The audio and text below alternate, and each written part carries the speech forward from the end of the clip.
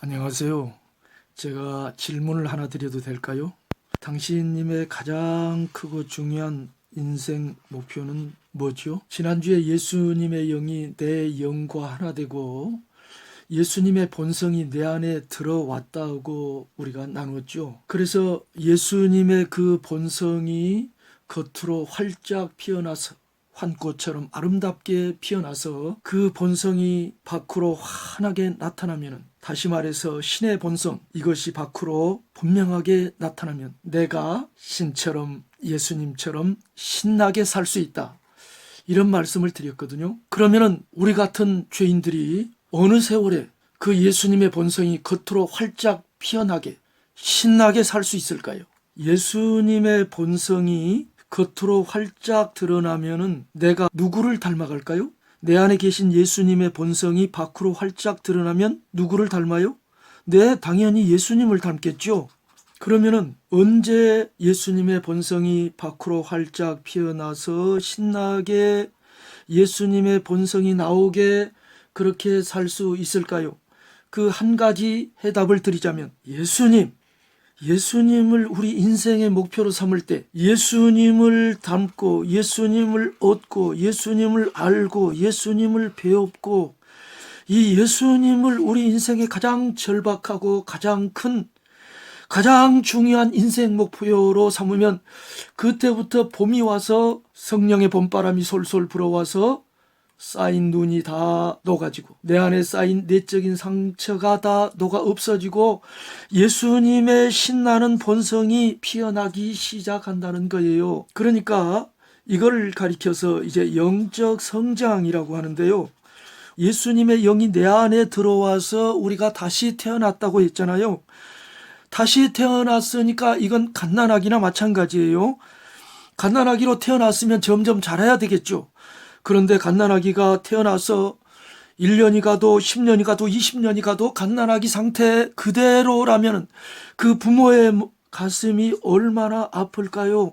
우리도 역시 영적으로 갓난아기 상태로 계속 머물러 있어서는 안 되고 자라나야 되겠죠. 그래서 점차 자라나면은 예수님의 형상을 점점 더 닮아가게 되겠죠.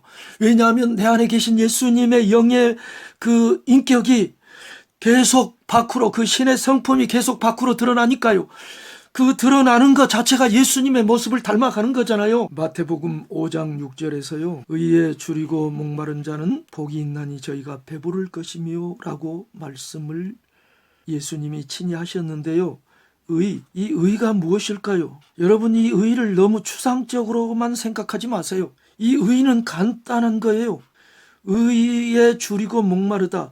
의를 향하여 굶주리고 목마르듯이 의를 얻고 싶어한다. 굶주린 사람이 밥을 먹고 싶어 하듯이, 목마른 사람이 물을 마시고 싶어 하듯이 의를 그렇게 얻고 싶어 한다. 먹고 싶어 한다. 마시고 싶어 한다. 그 의가 구체적으로 뭐냐는 거죠. 우리가 성경을 해석할 때는요, 언제나 그 성경의 문맥에 유의해야 됩니다. 이 마태복음 5장 6절에서 의에 줄이고 목마르다고 예수님이 말씀을 하신 뒤에 조금 뒤에 10절에 가면은 의를 위하여 핍박을 받은 자는 복이 있다. 똑같은 의가 나와요. 의를 위하여 박해를 받은 자는 복이 있다.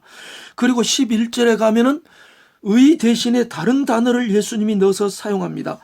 나를 인하여 너희를 욕하고 핍박하고 거짓으로 너희를 거스려 모든 악한 말을 할 때에는 너희에게 복이 있나니. 10절에서는 의를 위하여 핍박받는다 해놓고 11절에서는 나 때문에 핍박받는다. 의 대신에 나를 대신 집어넣었어요. 나가 누구죠? 예수님. 그러므로 6절의 의도 예수님을 말하는 거예요. 추상적인 개념의 의, 정의롭고 공평하고 깨끗하고 거룩한 그런 의를 의미하는 것도 사실이에요. 하지만 그렇게 너무 추상적으로만 생각하지 말라는 거예요. 문맥에 의하면 마태복음 5장 6절의 의는 예수님이에요. 그래서 고린도전서 1장 30절에서도 예수님이 우리의 의로움이 되어주셨다고 그렇게 말씀하고 있잖아요. 그래서 의를 줄이고 목마르듯 갈망한다는 것은 예수님을 줄이고 목마르듯 갈망하고 얻고 싶어하고 닮고 싶어하고 알고 싶어하고 뵙고 싶어하는 거예요. 바로 이것을, 바로 이 예수님 얻고 닮고 알고 뵙는 거, 예수님처럼 되는 거, 이 예수님을 나의 인생의 가장 절박하고 가장 큰 인생 목표로 삼으면, 가장 중요한 인생 목표로 삼으면 그때부터 예수님의 신나는 본성이 아름답게 피어나기 시작한다는 거죠. 저는 예전에 인생 목표를 이것 말고 다른 것에 둔 적이 있습니다. 그것을 위해서 살 때는 그리 행복하지 못했습니다. 그런데 오래전 어느 날부터인가 주님의 은혜로 제 마음속에 예수님처럼 살고 싶다, 예수님을 닮고 싶다, 예수님을 얻고 싶다, 이런 간절한 열망의 씨앗이 생겼습니다. 그 많은 우여곡절 끝에 예수님 닮는 것이, 예수님을 얻고 알고 뵙고 닮는 것이 제 인생의 가장 중요하고 가장 큰 제1의 목표가 되었습니다. 이렇게 예수님 닮기를 내 인생의 가장 절박하고 긴급한 목표로 삼기 시작한 이후부터 저는 신나는 삶이 무엇인가 그것을 이해하기 시작했고, 신나는 삶이 무엇인가를 보기 시작했고, 신나는 삶이 무엇인가를 알기 시작했고, 신나는 삶이 무엇인가를 얻기 시작했습니다. 그때 혜진 자매가 나한테 그 이유를 설명해 주실 수 있냐고 물었어요. 그래 제가 이렇게 대답했죠.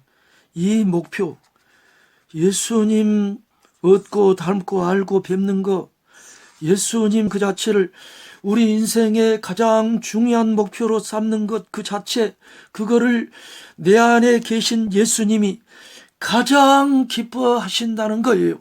예수님 자신을 전하는 복음의 전파와 아울러 예수님을 내 인생의 가장 절박하고 중요하고 가장 크고 가장 중차대한 목표로 삼는 것, 이것을 내 안에 예수님이 가장 기뻐하신다는 거예요. 그래서 그 목표로 인생 목표를 바꿀 때부터 예수님의 기쁨과 행복이 내게서 나타나기 시작하지요. 말하자면 신처럼 신나게 신적인 성품이 나오는 그런 삶이 시작된다는 거예요. 당신님의 가장 크고 중요한 인생 목표가 무엇이었냐고 제가 처음에 여쭤봤지요. 노후 준비, 어느 정도 일정한 자산을 모아서 편안하게 사는 것, 지금 당장 발등에 떨어진 불을 끄는 것, 지금 당장 내 앞에 닥쳐있는 이 어려운 현실을 극복하는 것, 물론 그것도 다 중요하죠. 그러나 그것이 우리의 궁극적인 목표가 될 수는 없잖아요. 그것은 시간이 지나면 다 지나가는 거예요. 우리의 영원한 목표, 우리가 마지막 죽음의 침상에서 나는 바로 이 한 가지 목표를 위해서 살아왔다, 나는 이거를 위해서 달려왔다, 나는 예수님처럼 사람을 사랑하기 위해서 살아왔다, 이렇게 고백할 수 있는 그런 목표를 지금 가지고 있느냐 이거죠. 그런 목표를 가지고 지금 내가 살아가고 있는가 이겁니다. 감사합니다.